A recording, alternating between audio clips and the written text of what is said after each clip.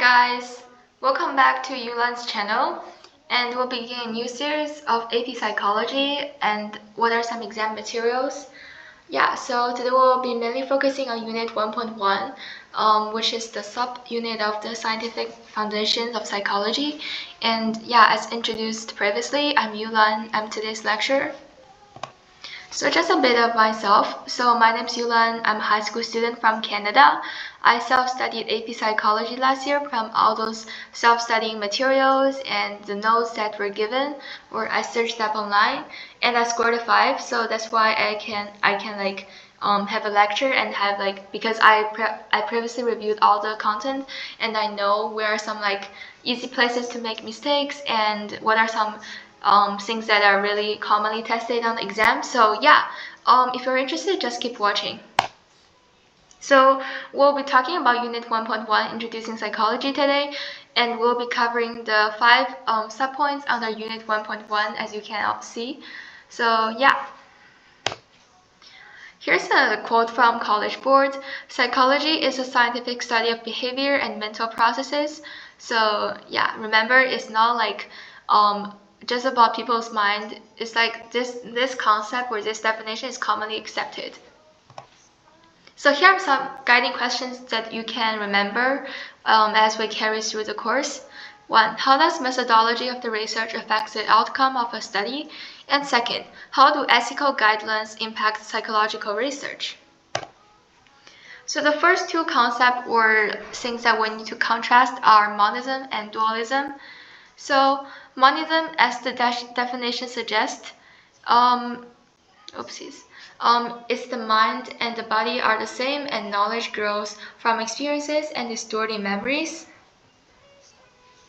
And it is supported by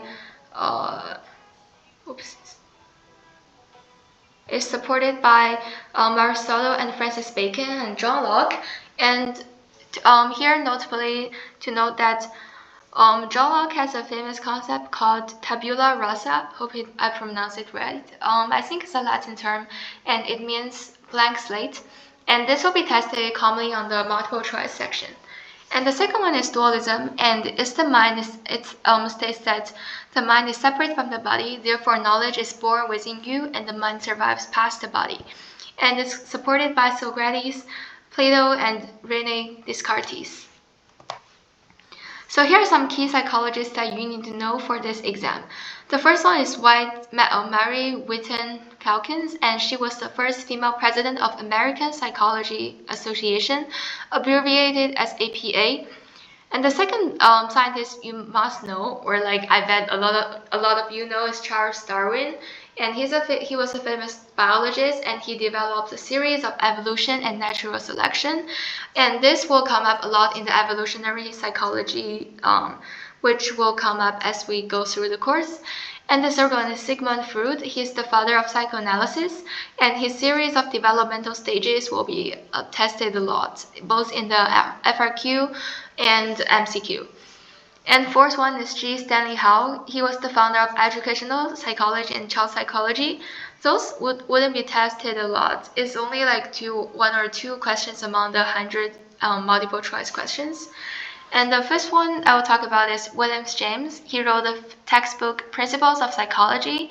I believe it's the first psychology textbook, so it's really significant.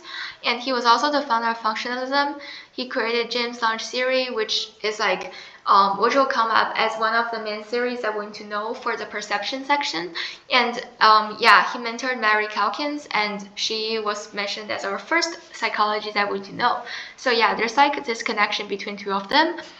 And the sixth one is Ivan Pavlov. He is a key figure in classical conditioning. He conducted this famous experiment of the dog and salivation and the bell and food and etc.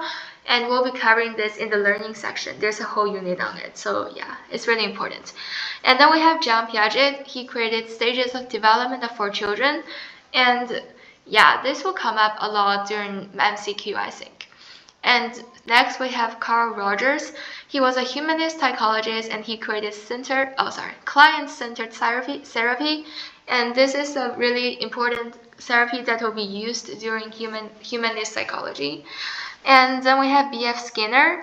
He was a behaviorist psychologist, and he created a theory of operant conditioning. Again, this is also a part of the learning section, so don't worry about it right now.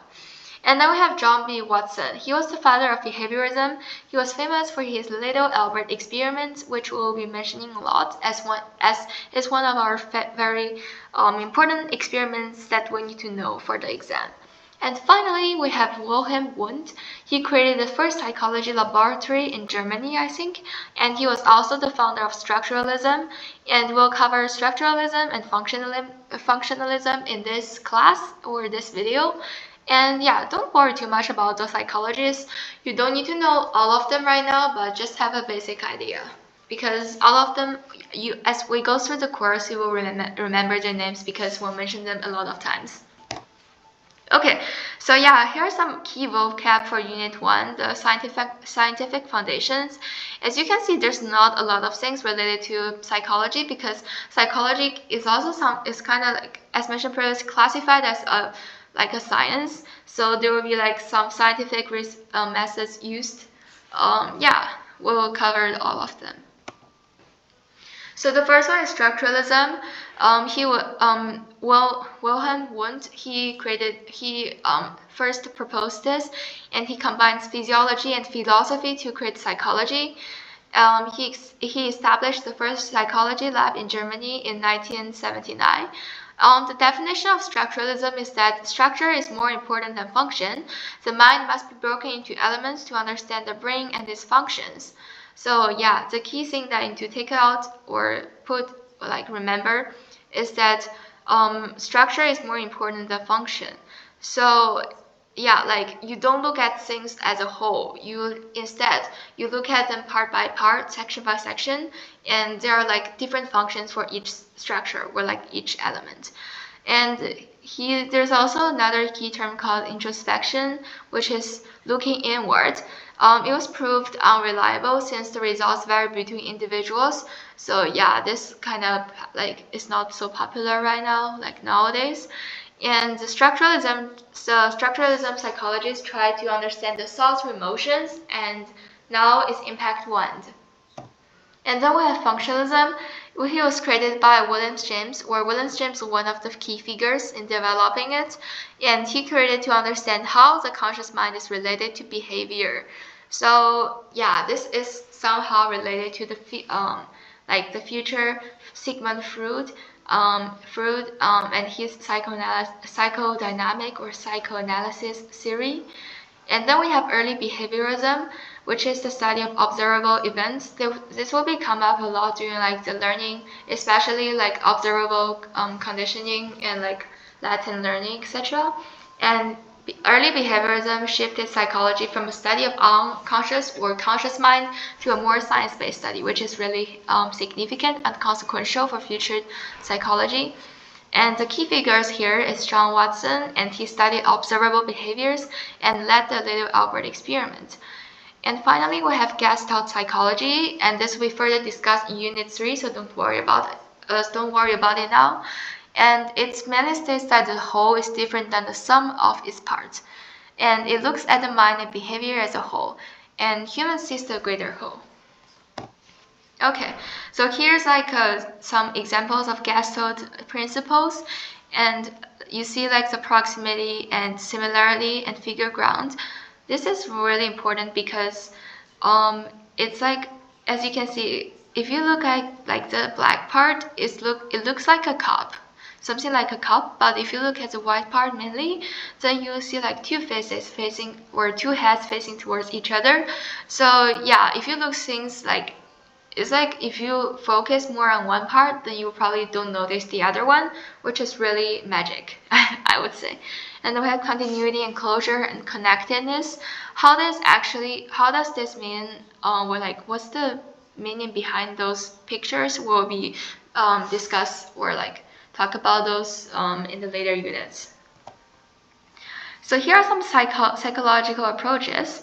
Psychoanalytic or psychodynamic approach, which is the study of unconscious mind, as mentioned previously, is the behavior. It says that the behavior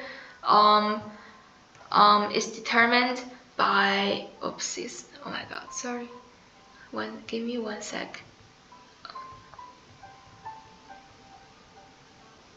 It says that behavior is determined by past experiences, such as childhood, and yeah, Sigmund Freud is really important in this approach. And then we have humanistic approach, which says that humans have free will, and ability to grow. And 1 sec. Oops. Sorry about this. Yeah, and it gives like the potential for humans to fully grow and reach their self-actualization and the greatest potential. And yeah, and then we have human evolutionary approach. It uses evolutionary biology to explain human behavior. Also, it looks at how natural selection due to variable traits promotes to the survival of genes. An evolutionary psychologist may study how anger could be a gene inherited from our ancestors, which is super interesting. And then we have biological perspective, which is really different from the evolutionary approach, but it has some overlapping part, I would say. But yeah, evolutionary is like looking at things on the like world's lifespan, rather like biological is more like a person's lifespan. That's how I would describe it. And okay, come back. Biological perspective states that the behavior is based on physical processes such as brain, hormones, and chemicals. And yeah, and then we have cognitive approach. It's the thought. It states that thought processes impact the way people behave, such as emotion, and some of the one of the examples fear, and fear would make you like so let's say like your body, it's a hormone level, some hormones level would go up, and there will probably be some parts with more neurotransmitters. Okay, and then we have a cognitive approach where it acknowledges that the person as a whole and tries to look at all of the patient's circumstances. It looks like biological oopsies. Yeah. Yeah, it looks like yeah, wait, sorry. Yeah, we have biopsychosocial perspective, and it acknowledges the person as a whole and tries to look at all of the patient's circumstances. It looks like, as the name suggests, biological, psychological, and social factors to understand the person's behavior. And finally, we have socio-cultural approach. It studies how thinking and behavior vary across cultures and situations. A sociocultural psychologist may study how expressions of sadness vary across cultures. Okay, so here comes subfields of psychology, which is the final thing that we'll cover in this video. So yeah, if you really want to learn about AP Psych or like psychology in general, just watch my future videos that will come up really soon. Okay, come back to the subfields of psychology. Biological psychology states that physical processes shape behavior. For example, a biological psychologist might say that anger is due to a certain hormonal balance in the brain. And then we have clinical psychology, which focuses on assessing and treating mental, emotional, and behavioral disorders. And next we have cognitive psychology.